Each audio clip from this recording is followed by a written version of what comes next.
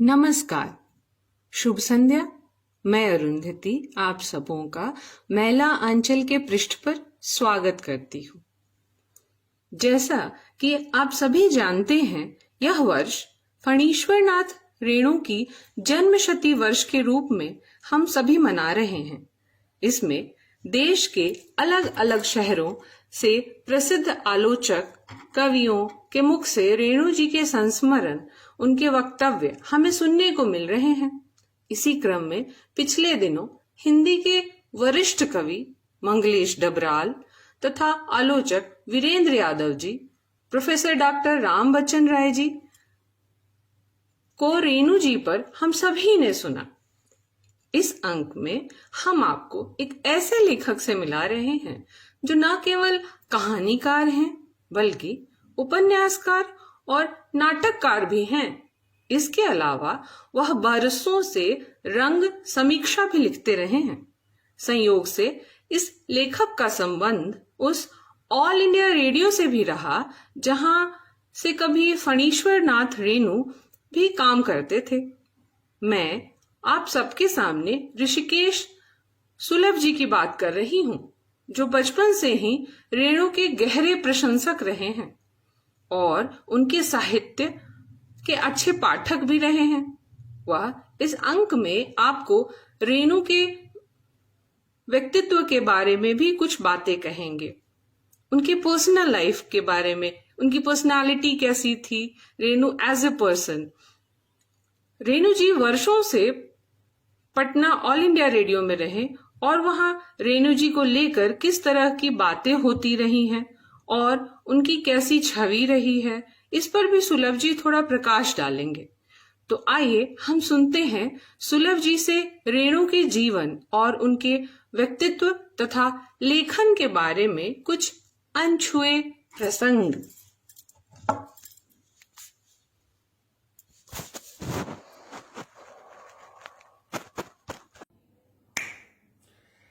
सन 1968 की बात है, जब मेरे पिता मुझे लेकर पटना आए थे और हम लोगों ने पटना के पूर्वी लोहानीपुर नामक मोहल्ले में रहना शुरू किया था।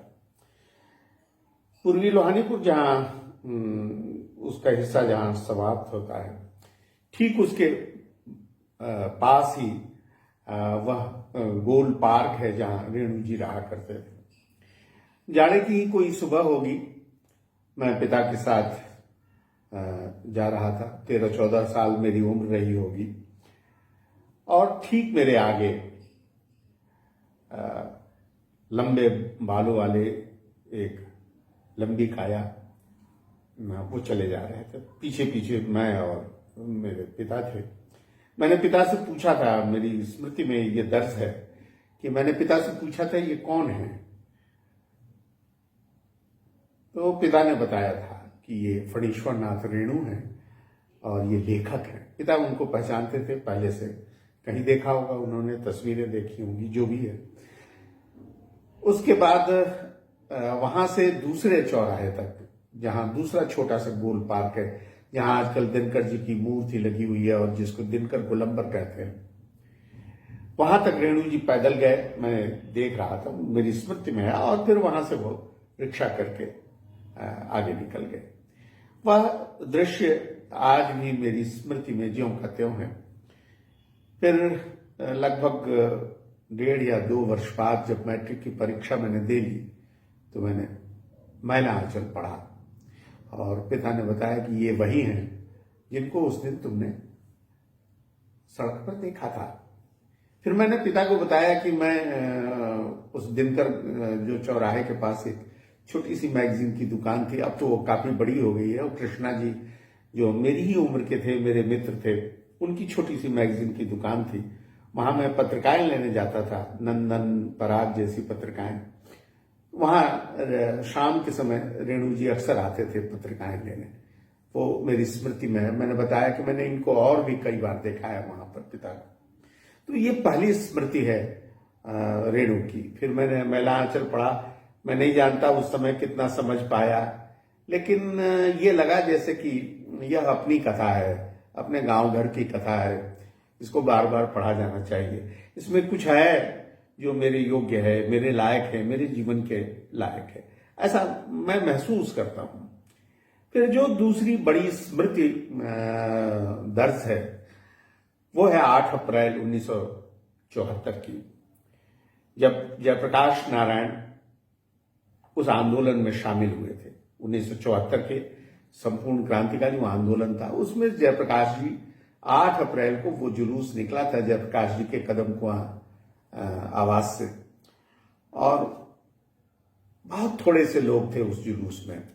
जो भी लोग थे, जितने लोग थे, वे सब के सब मुंह पर काली पट्टी बांधे हुए चल रहे थे, और आगे एक गाड़ी में जयप्रकाश नारायण थे, और उस जुलूस में सबसे पीछे जो लोग चल रहे थे, मुश्किल से उस जुलूस में 100-150 लोग होंगे, उसमें रेणु जी थे मुंह पर काली पट्टी बांधे हुए।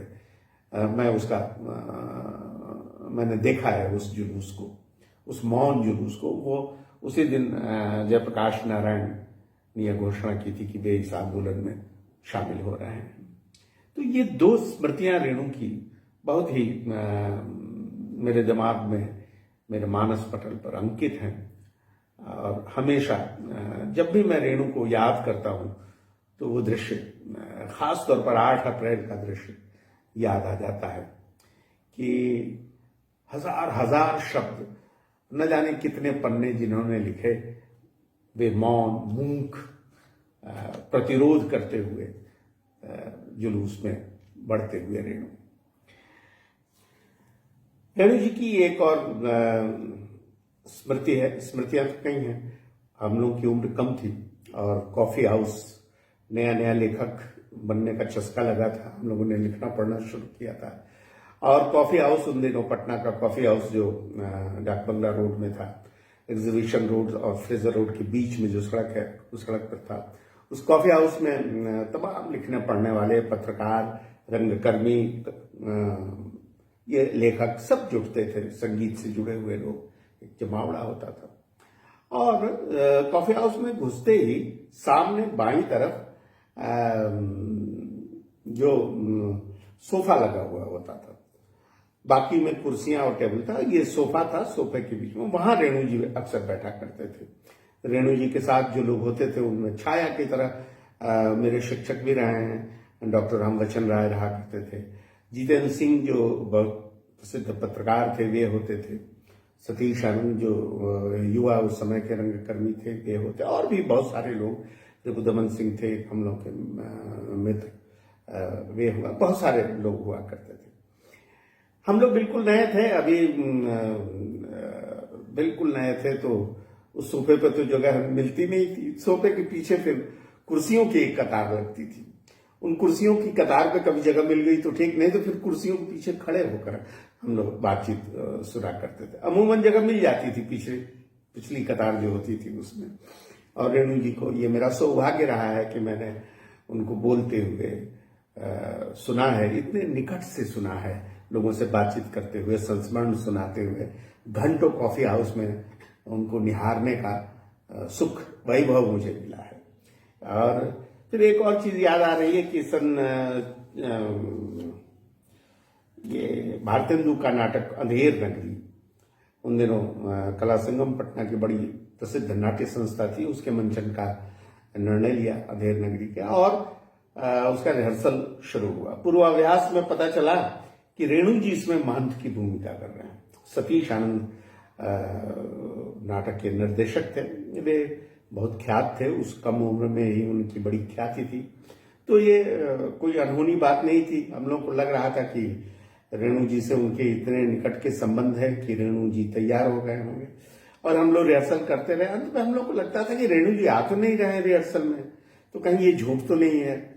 लेकिन रेणु जी एक दिन आए, पता चला कि आज रेणु जी आएंगे और आज से रेणु जी रिहर्सल में उपस्थित होंगे और ये नाटक मंचित होगा। लेकिन इमरजेंसी का समय था, और उस समय सरकार, पहले का यही एक कानून है, अंग्रेजों के समय का बनाया हुआ कानून था कि जो भी नाटक मंचित होगा जिला प्रशासन उसकी स्क्रिप्ट पहले देखेगा, अनुमति देगा। तो सतीश आनंद ने उस दिन रिहर्सल में, जिस दिन रेणु आए, रेणु के सामने यह घोषणा की कि जिला प्रशासन ने मना कर दिया है और हम लोगों के हाथ से यह सौभाग्य छिन गया है कि हम लोग रेणु जी के साथ नाटक मंचित करें।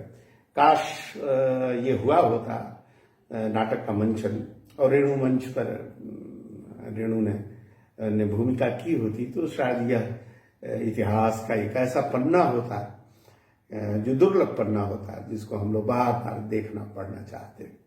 लेकिन यही आपको एक बात बताते चलूं कि तारिणी प्रसाद निर्झर एक पूर्णिया में हुआ करते थे। तो टीकापट्टी एक गांव है समेली के पास,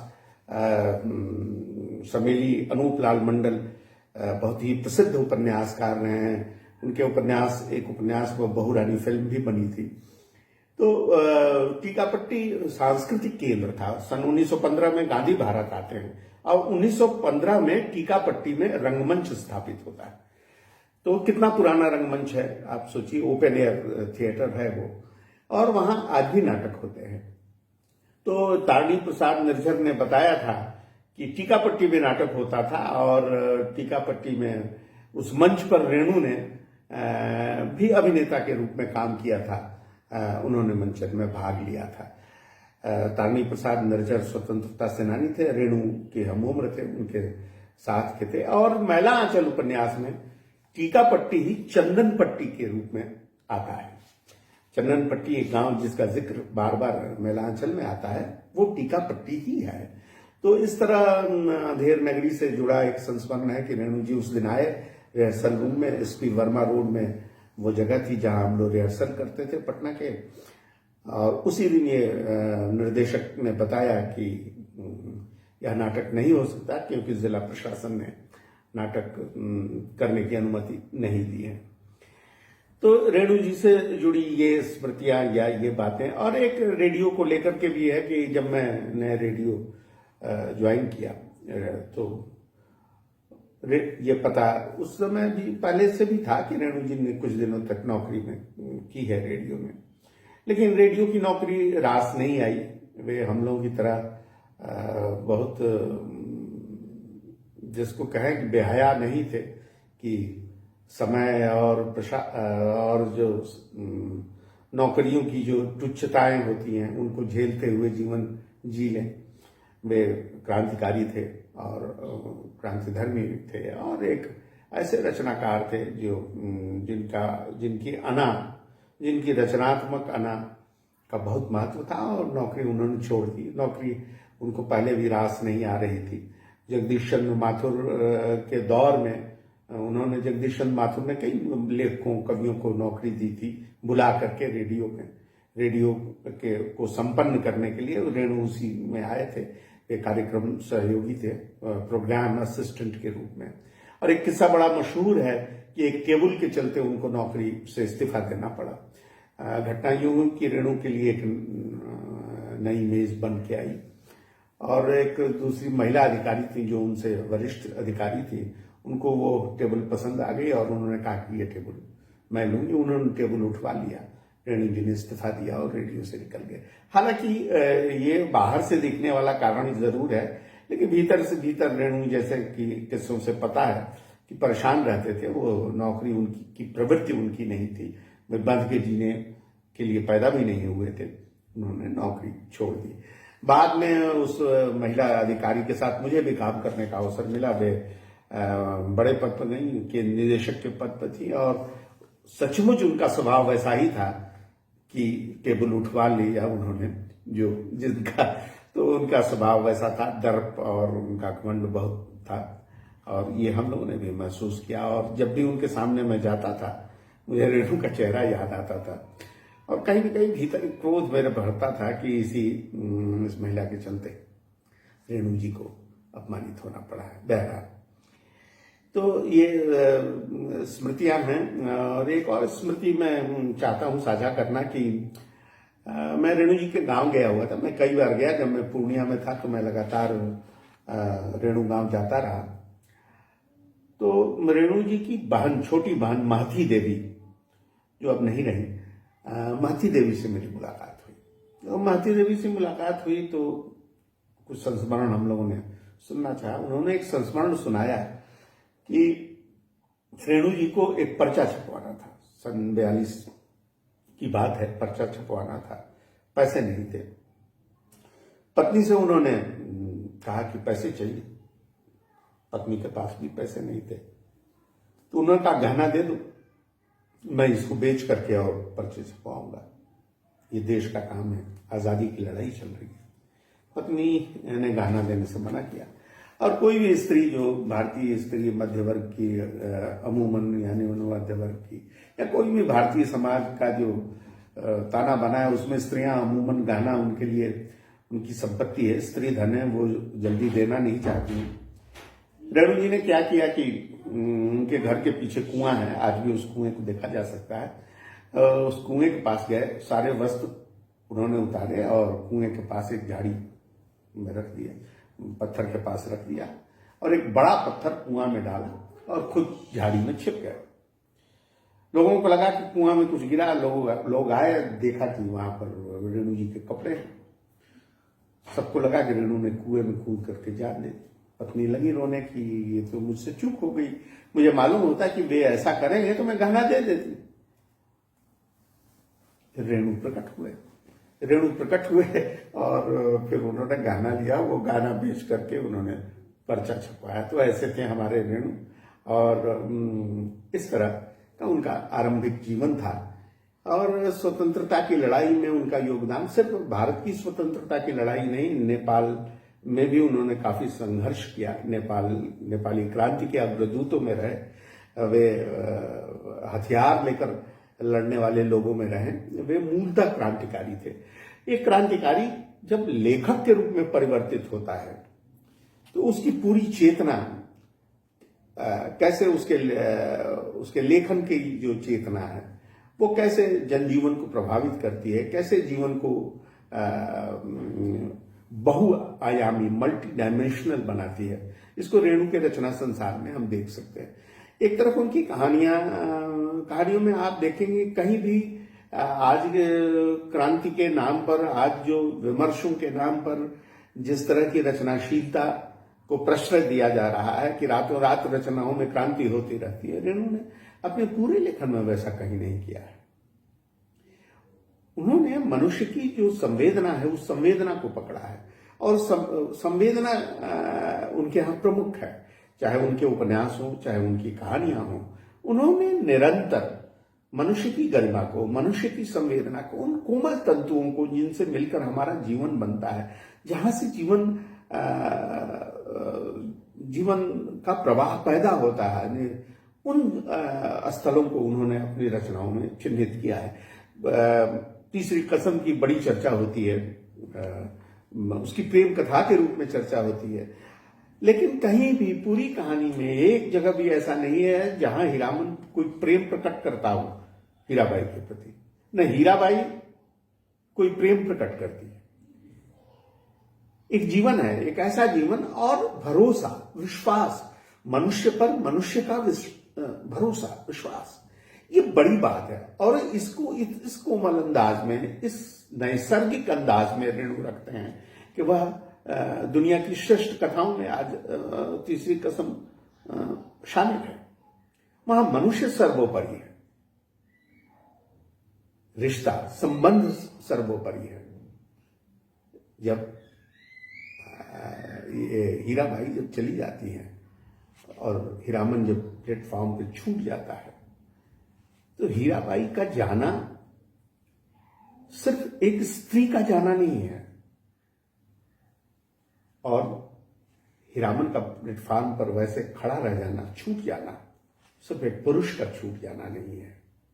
हमारी पूरी संस्कृति, मनुष्य की पूरी सभ्यता की व्याख्या इस जाने और इस छूट जाने के बीच रेणु ने दर्ज की है, जिसको समझने की जरूरत है। ऐसे ही रेणु की तमाम कहानियों पर अगर हम बात करना शुरू करें तो लंबा समय लगेगा। संवदिया हो, रसप्रिया हो, ठेस हो, ये सब कहानियां, अगर उपन्यास, जिस उपन्यास महिला आंचल से रेणु प्रसिद्ध होते हैं, रेणु को ख्याति मिलती है, उसके बाद उसको लेकर तरह तरह की बातें हैं। कुछ लोगों का ये मानना है कि मैला आंचल क्लासिक नहीं है। मैला आंचल कुछ लोगों का मानना है कि क्लासिक होते होते रह गया। इस तरह तरह की बात है। लेकिन हिंदी की जो रचनाशीलता है उसमें रेणु एक विस्फोट की तरह आते हैं। रेणु ने भाषा, कहन और यथार्थ की चुनाव को लेकर के जो दृश्य है वो बहुत सामान्य नहीं है, वो असामान्य है, असाधारण है, बिल्कुल अद्भुत है। जिसको कहा जाए कि एक लंबे समय के बाद प्रेमचंद ने नींव रखी, गोदान जैसा बड़ा महत्वपूर्ण उपन्यास लिखा, लेकिन उसके बाद एक लंबा गैप है। एक तरफ नई कहानी के जो धुरंधर थे, ये इनका शोरगुल था। इनके शोरगुल में गांव जहां बहुसंख्यक जनता जहां रह रही है वो गांव गायब था, जीवन ही गायब था। नकली जीवन की कहानियां जहां लिखी जा रही थी, मोह भंग के नाम पर जहां पर संबंधों की जो के नकली ताने बाने हैं, नई कहानी में अधिकतर ये लिखे जा रहे थे। हालांकि उसमें भी बहुत अच्छी कहानियां आई। कमलेश्वर और मोहन राकेश जैसे महत्वपूर्ण कहानीकार वहां थे। राजा निर्बंसिया जैसी कहानी या आर्द्रा जैसी कहानी, मलबे का मालिक जैसी कहानी, मोहन राकेश, तो कहानियां वहां भी थी। लेकिन रेणु जब आते हैं तो रेणु जिस त्वरा के साथ आते हैं, जिस गति के साथ आते हैं और जीवन के जिस छोटे छोटे डिटेल्स को लेकर के आते हैं, अमूमन हम जिसकी उपेक्षा करते हैं,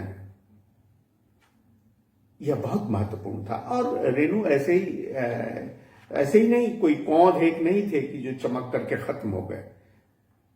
उनकी आभा में एक निरंतरता है। आप जुलूस उपन्यास देखिए। आज जब अभी के दौर में जब ये कोरोना का संकट आया और लगातार प्रवासी मजदूर जब भाग रहे थे, बड़े शहरों को छोड़कर पैदल चले आ रहे थे, तो मुझे जुलूस याद आ रहा था, रेणु का वह उपन्यास। रेणु उसमें लिखते हैं कि अविराम जैसे सब लोग चले जा रहे हों और वो देख रहे हों। तो ये है कि रचनाएं, रेणु की रचनाओं ने जहां अपने पूरी अपनी उपस्थिति में जीवन को अभिव्यक्त किया, जीवन के उन कोमल क्षणों को अभिव्यक्त किया। अमूमन रचनाशीलता हिंदी की जिसकी उपेक्षा उस समय कर रही थी, या उस पर जिसकी नजर रचनाकारों की नजर नहीं थी, वैसे वैसे कोमल क्षणों को, जहां से सचमुच जीवन निःसृत होता है, जहां से मनुष्यता का राग पैदा होता है, वैसे क्षणों की रचना की रेणु ने।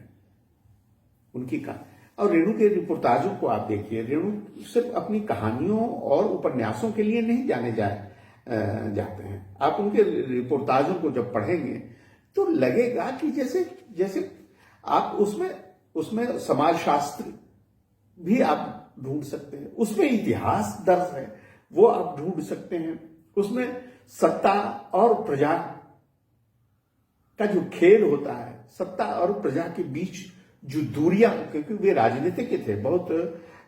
रेणु स्वयं चुनाव भी लड़ चुके थे, एक गहरी राजनीतिक दृष्टि वाले लेखक थे, इसलिए और उनकी राजनीतिक दृष्टि का जो मारक असर है वो उनकी रिपोर्टाज में आपको देखने को मिल सकता है। रेणु हमारे समय के एक ऐसे रचनाकार रहे हैं। और मैं अगर अपनी बात कहूं तो मेरे लिखने पढ़ने में, मेरे लेखक बनने में रेणु की बहुत बड़ी भूमिका है। मैं ऋणी हूं उनका। जब मैं ये कह रहा हूं तो इसका अर्थ ये नहीं कि मैं रेणु की नकल करने की पक्षधरता कर रहा हूं। आप रेणु यह न जाने कितने वर्षों तक, आने वाले समय तक यह चुनौती पेश करते रहेंगे कि तुम मेरे सामने खड़े हो, मेरे बरक्स खड़े हो। और यह एक बड़ी बात है। वह भाषा बहुत ही भाग्यशाली होती है जिसमें ऐसा लेखक पैदा हो जो आने वाले लेखकों को चुनौती देता रहे कि तुम आओ और मेरे सामने खड़ा हो अपनी रचनाशीलता के साथ। तो रेणु हर समय में चुनौती पैदा करेंगे, मुझे ऐसा लग रहा है। आज इतने वर्ष बीत गए, उसके बावजूद रेणु चुनौती हैं।